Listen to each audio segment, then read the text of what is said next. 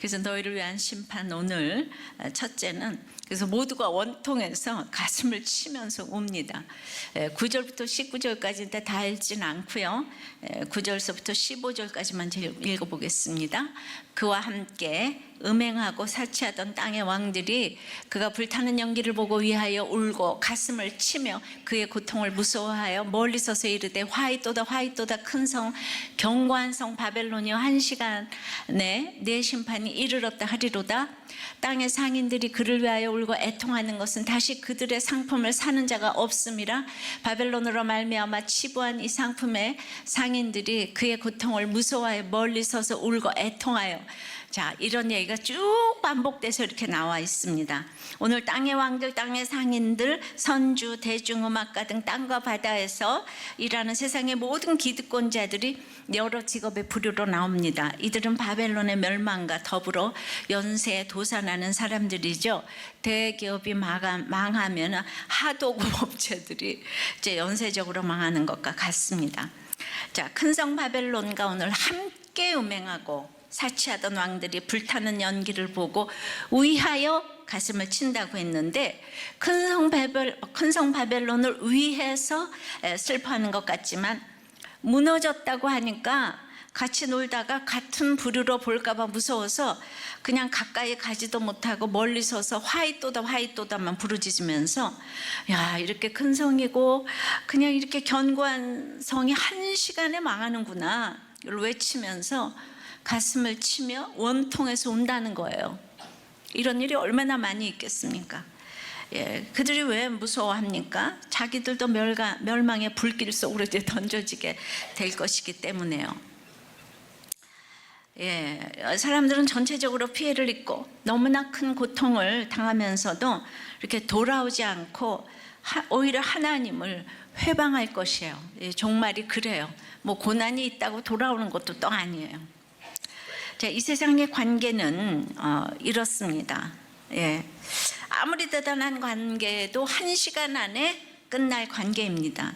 좋은 관계가 좋은 삶이라고 했는데 모두가 좋은 관계가 아닌 망할 관계를 위해서 질주를 합니다.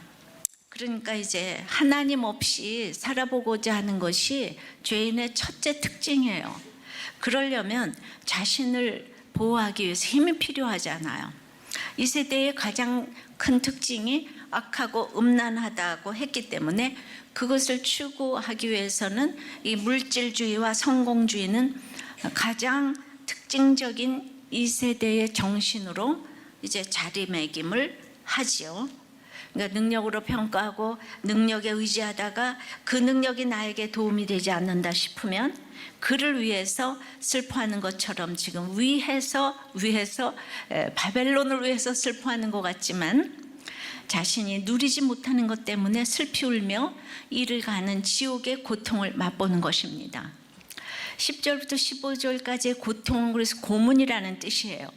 그러니까 희희낙낙하며 권세를 누리던 땅의 왕들이 고문을 당하는 것처럼 두려워 떨게 된다는 것입니다. 그들이 마지막까지 회개하지 못하고 없어지는 재물로 인해 애통한다는 것인데 영원한 그 생명을 우습게 보면 물질은 날개를 타고 하루아침에 날아가 버릴 수 있습니다. 여기서 이제 망했을 때 다 정말 이렇게 지옥의 고통을 맛볼 때 지옥은 있구나 이걸 이제 느끼게 되는 거예요. 그들이 마지막까지 회개하지 못하고 없어지는 재물로 인해 애통한다는 것인데 예수 없이 울며 불며 슬퍼하는 것은 이 땅의 소망이 사라졌기 때문에 우는 것이에요. 지금은 영적으로 해석을 하니까 제가 어머니 얘기만 하면 이렇게 눈물을 짓잖아요. 근데 대학교 때 어머니가 돌아가셨을 때는 나에게 도움이 하나도 안 되고 있으나 없으나 똑같고 게다가 이제 생활비까지 돼야 되니까 정말 슬프지가 않았어요. 근데 창세기 8장 21절에 사람의 마음이 계획하는 바가 어려서부터 악함이라 그랬어요. 사람이 어려서부터 악하다고 하지 않았습니까? 이것이 인간의 실상이에요. 그러니까 나에게 도움이 안 되니까 내가 누릴 것도 없어서 이렇게 슬프지도 않은 거야. 물론 저는 연민으로 울었지요. 연민으로 울었지만은 사람이 참 이기적이더라고요. 근데 그때 나밖에 모르는 엄마가 있어서 피아노 따라다니고 학교 따라다니고 이 백화점에서 옷 사주고 그러면 내가 어머니 죽음에 슬퍼서 어찌 살았겠습니까? 그러니까 여러분들이 어려서부터 악하다는 우리 자녀들을 놓고 그렇게 끼고 놀면 안 되는 거예요. 말씀으로 이타적으로 키우지 않으면 정말 인간은 다 악하다고 성경에 이렇게 써 있지 않아요. 다 본능대로 가도록 우리가 이제 방조를 하고, 아유 너 예쁘다 너 예쁘다. 저도 그냥 우리 요새 손녀딸만 보면 아 예뻐 아 예뻐 그러고 있는 거예요. 그렇다고 또 뭐 아이 미워 그럴 수는 없잖아요. 사람이 그러니까 저는 그냥 참 어떻게 저 같은 딸을 보고 이쁘다 그러지 않았나, 그것이 참 기적이라는 생각이 들어요. 얼마나 아들이 좋았으면 저를 이렇게 남보도 이렇게 했을까. 그런 좋은 엄마의 기준이 정해진 것이 아니란 것을 알기 바랍니다. 그런 내가 이렇게 세상적으로 죽어간 것 하나도 없는 엄마를 생각하며 눈물 짓고 있으니까 이게 설명할 길 없는 하나님의 신비입니다. 적용해 보십시오. 여러분들의 그 함께하는 사람들의 종류를 좀 생각해 보세요. 이 세상의 모든 모임은 극단적으로 표현하면 이런 좋은 예수 공동체 외에는 기득권일수록 결국 함께 음행하고 사치하는 모임입니다. 오늘 그렇게 적어놨잖아요. 자, 지금 내게 일어난 사건이 여러분이 망하는 심판인가요? 여러분을 위하는 심판인가요? 네, 어떤 생각으로 해석하세요? 자, 그래서 이제 두 번째는 너희를 위한 심판, 그건 멀리 서서 온다 그랬어요. 자, 땅의 왕들이 1시간 안에 이런 고통을 무서워하고 울며 가슴을 치는 것이 이제 고문 같은 고통이고, 그것은 다른 말로 우리 그리스도인들은 절대로 그 세상 왕들이 추구하는 그런 힘의 원리로 살아서는 지금 안 된다는 것을 보여주는 것이죠. 그런데 울면서도 혹여라도 피해가 올까봐, 망한 세력을 안다고 할까봐 멀리 서서 운다는 표현이 지금 이 몇 번이나 나오잖아요. 그러니까 바벨론이 망해서 위에서 슬픈 것이 아니고 내 상품을 사줄 사람이 없어서 이제 망했다고 목 놓아 오는 것이 강조되고 있습니다. 세상은 서로 손을 잡고 정권을 창출했는데도 그 정권이 끝나면 다 감옥에 가면 서로 멀리 서고 싶은 거예요. 권세는 하나님께서 주시는 것인데 자기들이 창출했다고 생각을 하니까 이번이 마지막이라고 생각하고 치부를 했을 거예요. 근데 이 권세를 한번 잡게 되면 그 맛이 대단해가지고 평범한 인생으로 돌아가지 못하는 게 이제 문제라는 거죠. 우리는 언제나 나에게 지위가 주어졌을 때 힘든 사람들을 섬기라고 주어진 것임을 이제 알아야 합니다. 조금이라도 착각하면 자기도 죽고 밑에 사람도 다 죽이는 거예요. 자발적으로 언제나 내 자리에서 떠날 준비를 하고 살아야 되는 거죠. 목사를 하다가 평신도로 돌아가라고 하면 어떨까 생각해 봤어요. 저는 평신도를 오래 해서 아직도 이제 평신도 같은 마음으로 살지만, 그렇다고 그래도 저보고 완전 평신도 하라 그러면은 저도 잘 모르겠어요. 안 당해봐서. 이제 큰 교회 목사는 제가 이렇게 경험한 바로는 책임과 희생만 많은 자리라고 할 수가 있겠어요. 사명 없이는 하루도 갈 수 없는 길입니다. 저는 우리도 교회 성도만 해도 바쁜데 정말 이혼 상담이 오면 정말 말릴 수 없는 열심이 발동이 되어가지고 이혼하지 말라고 너무도 한가한 목사처럼 안타까이 답을 합니다. 저의 그 매일 답을 받은 분들이 참 많이 있을 것 같아요. 사실 어느덧 큰 교회가 되었는데 내가 하는 일은 그냥 이혼 말리는 일이 그냥 주를 이룹니다. 평신도 때와 달라진 것이 별로 없어요. 십자가를 지는 사람들을 이해하라고 늘 십자가의 삶을 겪게 하십니다. 힘들어도 이것이 은혜라는 것을 알아요. 그런데 제가 자리에 연연하고 권세에 연연했다면 모두가 이해타산의 관계를 해서 제가 조그만 일이라도 생겼으면 멀리 서서 울고 가슴을 칠지언정 도울 사람은 하나도 없었으리라 이렇게 생각이 됩니다. 마찬가지로 목장도 이해타산을 가지고 멀리 서서 이 세상 모임과 취하면 안식이 없죠. 목장에 이 세상 가치관이 압도하면 자꾸 빠져나가게 돼요. 그러니까 목자가 부족해도 음료의 가치관보다 믿음의 가치관이 한수만 압도해도 목장은 살아나게 돼 있어요. 이제 칼날의 물방울처럼 대하면 싫어할 사람이 누가 있겠습니까? 그거 쉽지 않아요. 목장에서 목자와 목원이 고성방가하면서 싸웠다는 얘기도 들었어요. 참으로 모두가 내공이 구다는 아니기에 싸웠다는 것이 너무나도 참 귀엽고 건강하다고 생각이 돼요. 그렇게 싸우면서도 목장에 나오는 데는 우리도 교회 목장밖에 없을 것 같아요. 항상 칼날의 물방울을 생각해 보시기 바랍니다. 그래서 교회 와서도 어떻게 하면 다른 사람들을 섬길 수 있을까를 연구하고 이제 얼굴로, 손으로, 발로 봉사를 하는 것이 몸에 배기를 바랍니다. 사소한 데서부터, 앉은 자리에서부터 예수님의 향기가 나야 하는 것입니다. 특히 처음 오시는 분들은 너무나 각별하게 섬기기를 바라요. 근데 교회를 와도 내가 유익을 구할 생각만 하면 사람도 잃고 절대로 사람도 살리지도 못해요. 목장을 보면 그냥 저렇게 섬기는데 누가 싫어할까 할 정도로 생각되는 목자들이 참 많습니다. 저절로 섬김이 되는 분들은 그래서 이렇게 전도도 잘 되고 그리고 당연히 안식이 있으니까 사업도 잘 되는 것을 봅니다. 하여튼 목장은 내가 유익이 있어야 갖고 싶어집니다. 그러니까 먼저 피로 값주고 죽었다가 살아난 사람들이 유익이 있는 모임이 되게 만들어야 돼요. 목장에 한 사람이라도 있으면 그 목장은 유익이 있는 목장이에요. 그래서 이타적인 이렇게 모임에 속했던 사람은 망해도 죽어도 다 멀리 서서 울지 않고 가까이 와서 울어줄 것입니다. 적용해 보세요. 여러분들이 힘든 일을 당했을 때 다들 멀리서 울 것 같은가요? 달려와서 울어줄 것 같은가요? 자가 진단을 좀 해보시고 조심스럽게 옆에 사람에게 한번 물어보세요. 근데 답이 시원찮을 것 같으면 묻지 마세요. 혼자 생각하세요. 그것 때문에 물었다가 상처받을까 봐 걱정돼서. 세 번째는 1시간에 망해서 옵니다. 8절에 하루 동안에 망했다고 지난주 설교 때 그랬는데 오늘 본문에서 10절, 17절, 19절에 1시간이 무려 3번이나 나오는 거예요.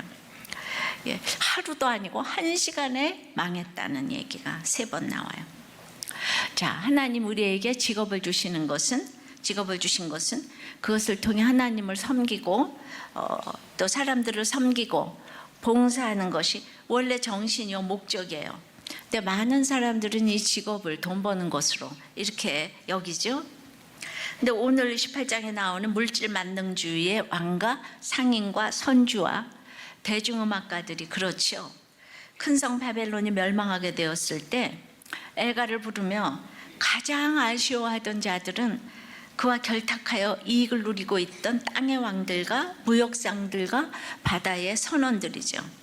직업에 귀천이 없다고 이제 이렇게 말하지만 모든 직업이 창조 질서에 합당한 것은 아니에요. 병원에 들어오는 사람들을 이렇게 그 환자를 돈으로만 보고 가게에 오는 사람들을 또 이제 돈으로만 보고 그러면 이제 바벨론 가치관 속에 물들어 사는 사람이잖아요. 심지어는 교회에 들어오는 사람들까지도 이제 돈으로 보일 수가 있어요. 그래서 교회 매매, 두당 머릿수 몇 명 이러고 이렇게 매매 조건이 이렇게 나오는 거를 이렇게 볼 때가 있습니다. 그리고 그 중에는 돈 버는 목적 이외에는 아무 쓸모없는 도리어 반사회적인 직업들도 있습니다. 지금은 세계적인 외환 주식 채권 투기가 분초 단위로 이루어지고 있죠. 문제는 이런 투기꾼들의 자산 규모가 눈덩이처럼 점점 더 커져가고 있다는 것입니다. 그런데 이 투기하는 사업의 특징은 하루 만에 망한다는 거예요. 워렌 버핏이 이렇게 세계적인 투자자이긴 하지만은 오늘 로마도 바벨론도 한 시간에 망한다 그러잖아요. 근데 점수를 이렇게 주시면 안 돼요. 유엔이나 국제연합은 전쟁으로 인한 분쟁만 개입하지 이렇게 국제적 경제 무질서에는 방관자적 입장에 있어 왔죠. 그러니까 투기로 재미를 보게 되면 다음번에는 번 돈의 몇 배를 투기를 해서 다 잃게 되는 경우를 보게 됩니다. 투기성 자본 증식은 결국 성경적인 방식이 아니며 혹시 돈을 벌더라도 그것은 도박에 가깝죠. 바벨론 가치관은 부자만 해당되는 것이 아니고 높은 이율에 현혹되어서 각종 투기로 돈을 떼이는 서민들도 해당됩니다. 그러나 정말 이렇게 하루에 1시간 안에 일어난 일들이 심판이 되는 사람이 너무 많은 거예요. 이게 망해도 심판이 안 되면 모르겠는데 이 심판이 되는 거예요. 결국은 모두 자기 손해 때문에 우는 거예요. 목사님 딸은 어떤 엄마가 믿음도 있어 보이는 수수한 얼굴을 가지고 또 굉장히 경건해 보여요. 평소에 남편과 근데 그다지도 싸우다가 남편이 하루아침에 갔어요. 너무 슬퍼하는 거예요. 그래서 그냥 너무 그만 슬퍼하라고 위로했더니 평소에 남편 보고 할 줄 아는 것이 하나도 없다고 무시했던 그 엄마가 어떤 대답을 했는가? 굉장히 거룩한 대답을 하고 뭐 이랬으면 모르겠는데 목사님 딸이 경건하고 얼굴도 경건하게 생겼고 이렇게 그리고 평소에는 남편을 무시하고 할 줄 아는 게 아무것도 없다고. 이 엄마는 똑똑한 사람이긴 하지요. 근데 뭐라고 큰 소리를 딱 지르는가 하면 눈이 오면 누가 휘파리를 넣으러 가냐고. 이제 잊지를 못합니다. 그러면서 그 조그만 자기의 유익 때문에 그렇게 우는 걸 보았어요. 이 세상 것이 가치 기준이면 그동안 누리던 사소한 것 하나라도 없어지는 것이 아쉬워서 땅이 꺼질 듯이 이 우는 것이 바벨론의 애가입니다. 지금 멀리 갈 것 없이 저야말로 그 내 시대의 바벨론, 로마의 멸망을 하루 동안에 1시간에 경험한 자 아니겠습니까? 지난주에도 얘기했지만 제가 좀 더 자세히 언급하면 내가 힘든 시집살이를 했지만 시부모님도 기사가 있고 아줌마가 있고 시숙도 기사가 있고 아줌마가 있고 이 30대인 우리도 병원 개업해서 기사가 있고 아줌마가 있고 이 겉으로는 완전 바벨론 아닙니까? 남들이 얼마나 부러워할 집이었겠습니까? 자, 또 자랑한다고 듣는 분 계시겠죠? 구속사가 안 깨달아지는 분입니다. 목사가 돼서 이런 예를 참 들기는 어려울 것 같아요. 그런데 그러다가 나만 문자 그대로 큰 성 바벨론이 무너져서 남편도 기사도 아줌마도 다 없어지고 과부가 되었어요. 세상적으로는 정말 땅끝으로 내려온 기분이지 않겠습니까?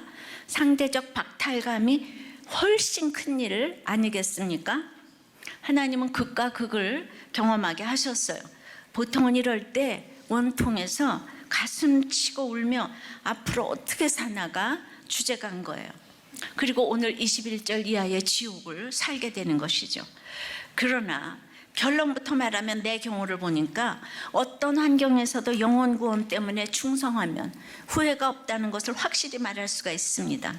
지금 환경이 남보다 낫건 아니건 여러분이 지금 이런 복음을 듣고 이런 공동체에 속해 있다는 것만으로도 후회 없는 인생이라고 말씀드리고 싶습니다. 그 목사님 따님이라고 이 공동체가 없고 홀로 있다 보니까 이 완전히 세상 가치관에 이렇게 젖어 있는 거예요. 하나님은 하나님 자체가 상급이 된다는 것을 보여주기 원하셨어요. 저보고 다 마음만 먹으면 새로운 인생 살 수 있다고 자타가 생각을 했죠. 그러나 내가 그 정도의 믿음이라면 남편을 데려가시지 않았을 것입니다. 정말 하나님은 저에게 특별한 사명을 주셨다고 생각해요. 여러분들이 모든 이 망하는 것 같은 환경에서 아, 이게 특별한 사명을 주셨구나 이렇게 생각하면 그것이 하나님 자체가 상급이 되는 길입니다. 믿습니까? 예, 그럼 적용해 보십시오. 예. 여러분은 한 시간에 망해 보신 적이 있습니까?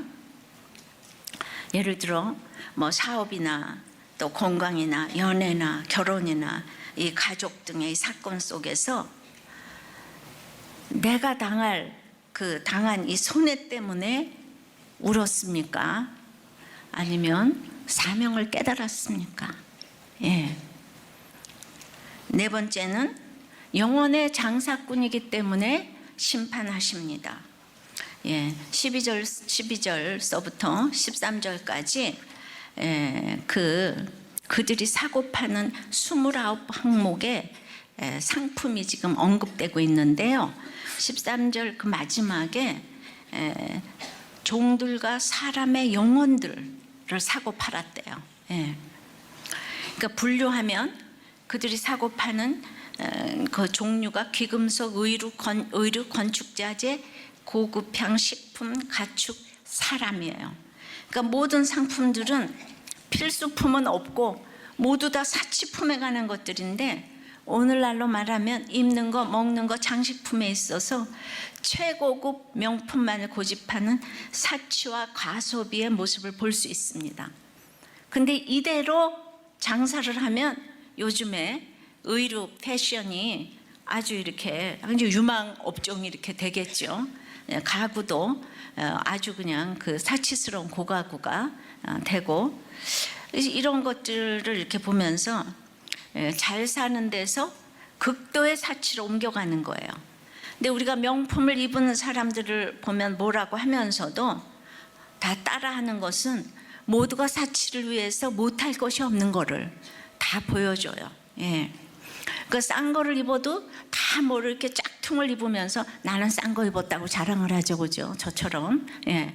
그러니까 예, 진짜 그러니까 이게 명품을 흉내냈다 이러면은 그거나 그 뭐 짝퉁이나 그게 사실 똑같은 이런 거 지금 아니까 다 따라가는 거예요. 육신의 정욕을 위해서 안목의 정욕이 따라오고 이생의 자랑이 이제 따라오는 것이죠. 이 중에서 제일 심각한 것은 사람을 상품화한 것인데 사치가 극도에 달하고 타락도 극도에 달해서 이제 자신의 생명을 대신할 사람까지 경매했던 것이에요. 그러니까 돈이면 영혼도 판다는 얘기가 바벨론 최고의 전성기에 이제 나오는 얘기입니다. 문자 그대로 로마 제국 안에 식민지에서 끌려온 사람까지 로마시 인구의 3분의 1이 이제 노예였다고 하죠. 예. 이 노예들은 막 모든 걸 다 해주지만은 뭐 대신 죽어주고 대신 맞아주고 뭐든지 다 대신합니다. 새 한 마리 값도 안 되는 노예 덕분에 로마는 지상 천국이라고 해도 과언이 아닐 정도입니다. 근데 여기에서 더 나가서 자유의지를 가진 일반인도 큰 성 바벨론에서는 매매의 대상이 된다는 것입니다. 종말에는 종처럼 자유인도 자본에 종속된다는 것이죠. 그래서 돈의 노예가 돼서 자기 영혼도 팔게 되는데 돈을 위해서라면 그러니까 사람을 배반하는 것쯤은 아무것도 아닌 거예요. 사람 위에 사람이 있고 사람 밑에 사람이 있어요. 그래서 결국 지금 그 영혼을 사고 팔고 했던 이 사람들이 울고불고 하는 것은 결국 모두 돈의 노예가 되어 있기 때문에 돈이 인생의 절대 가치인데 어리석은 부자처럼 돈을 쌓아두고자 곳간을 크게 짓고자 했지만 오늘 밤 내 영혼을 가져갈지 모르는 그 인생을 사는 거예요. 왜 이런 사치와 불의함, 성도를 박해하는 것이 이렇게 나타날까요? 하나님의 첫째 되는 계명을 어기고 자기를 지금 영화롭게 하기 때문에 사람을 대접하여 가지는 가치관이 아니고 사람을 사고 팔고 하는 가치관이기 때문에 하나님이 무섭게 지금 이제 진노하신 것이죠. 적용을 해보세요. 여러분은 여러분의 이익을 위해서 사람을 이용한 적이 있어요? 혹은 배반해 본 적이 있어요?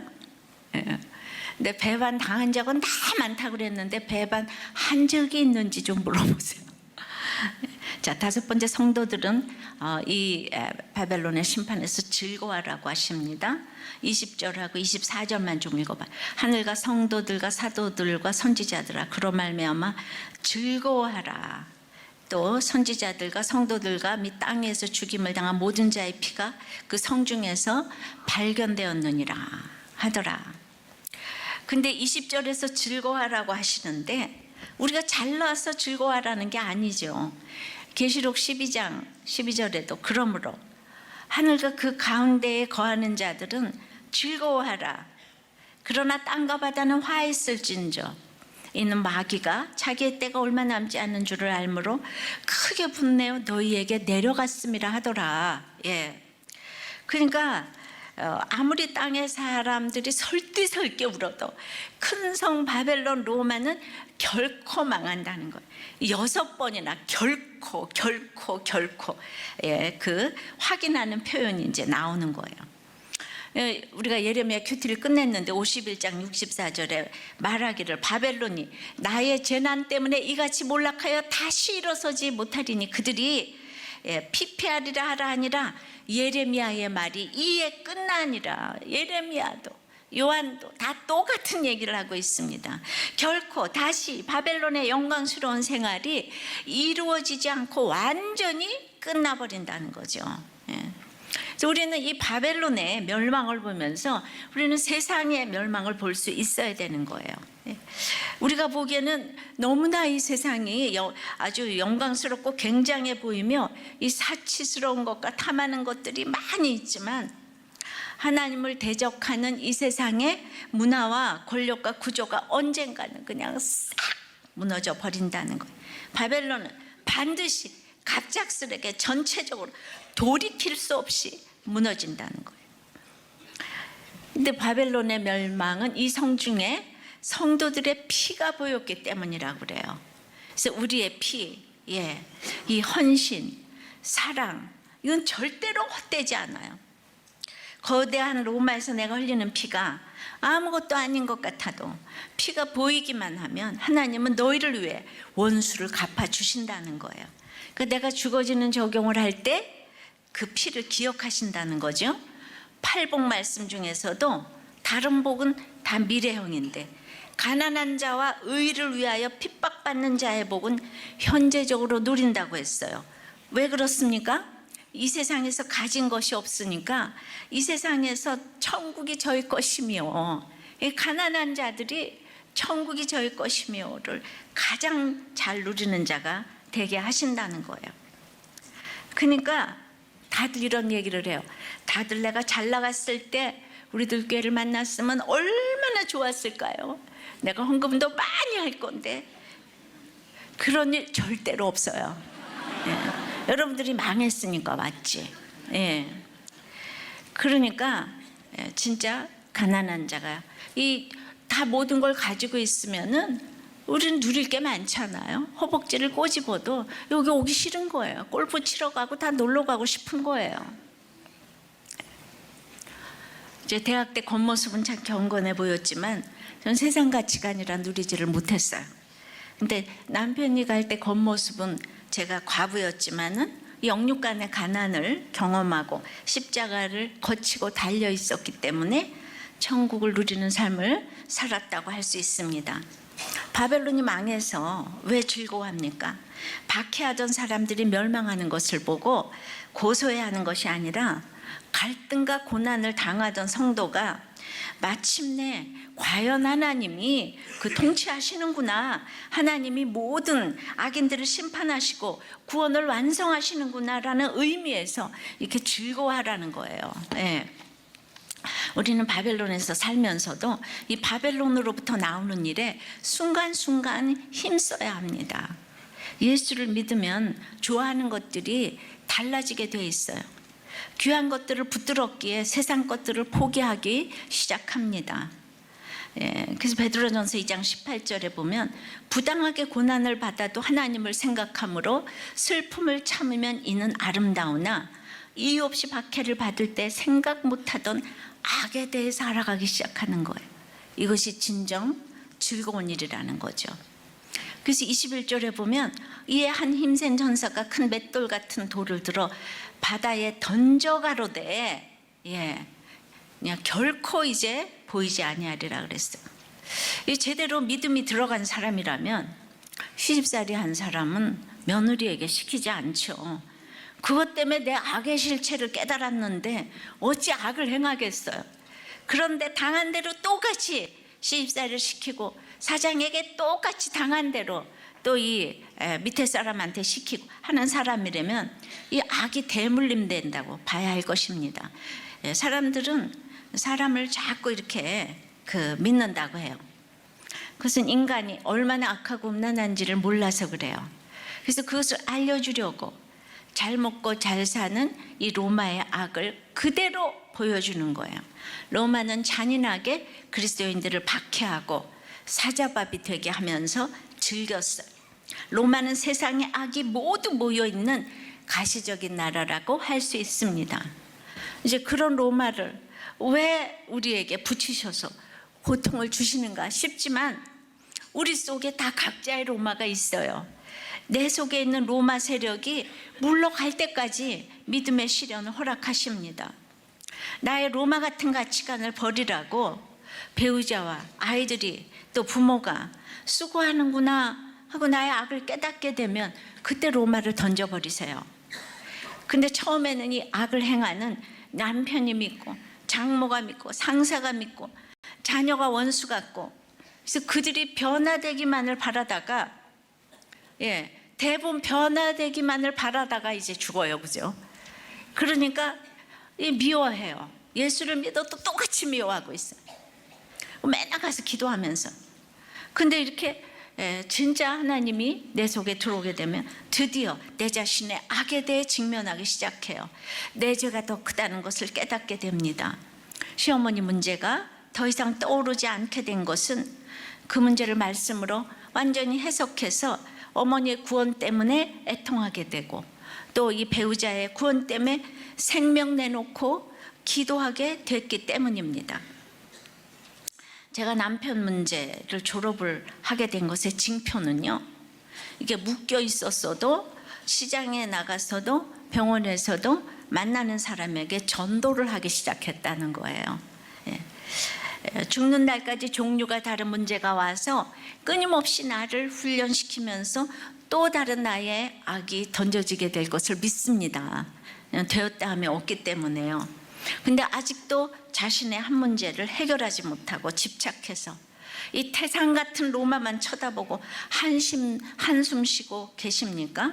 아직도 나의 바벨론 가치관이 정말 또아리를 틀고 있기 때문이에요. 말로는 구원 하면서 사랑 타령, 돈 타령, 관심 타령을 하면서 싸우는 것은 이제 구원과 상관이 없는 태도예요. 그러니까 사람은 믿음의 대상이 아니라고 했는데도 끝없이 하나님 자리에 그걸 놓고 하나님과 겨루니까 어떻게 로마가 던져지겠어요? 믿는다 하면서도 이제 늘 제자리에 있는 그 타령하는 그 모습은 다른 사람의 구원을 막으면서 자신의 구원도 막지 못하는 모습인 거죠. 내가 박해를 받아도 나의 공동체는 박해받는 나 때문에 복을 받아요. 남편은 구원받고 갔기에 내가 그에게 가장 필요한 사람이라고 생각하고요. 또 남편이 가장 잘한 일은 저를 아내로 고른 것이에요. 로마가 아무리 기독교인들을 핍박했다고 하더라도 그 기독교인들만큼 로마를 위해 기도하고 애통하고 사랑한 사람이 있었겠습니까? 저도 저보다 더 남편을 사랑한 사람은 이제 없다고 생각을 합니다.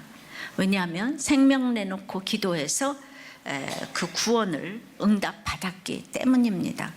이건 팩트인 거예요. 핍박을 당하니까 사람의 마음이 가난해져요.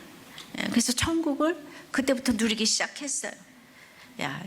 여러분, 천국을 누리게 되는 비결은요, 잘 들으세요. 좋은 사람이 모여 있어서가 아니라 악의 실체를 깨닫게 될 때 천국을 절실히 갈구하게 되고 이 땅에서도 누리게 되는 것입니다.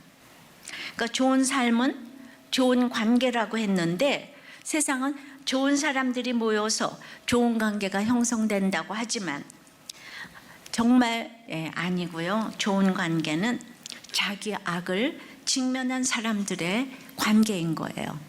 남편은 나를 위해서 세상적인 것을 해줬지만 나는 규티를 하고 말씀을 보면서 이렇게 나눔을 통해서 이제 악을 보는 사람들끼리 얘기를 해야지 숨이 쉬어져 가지고 이제 이 바벨론 같은 남편한테 내가 죽어질 수가 있고 피가 보일 수가 있는 거죠.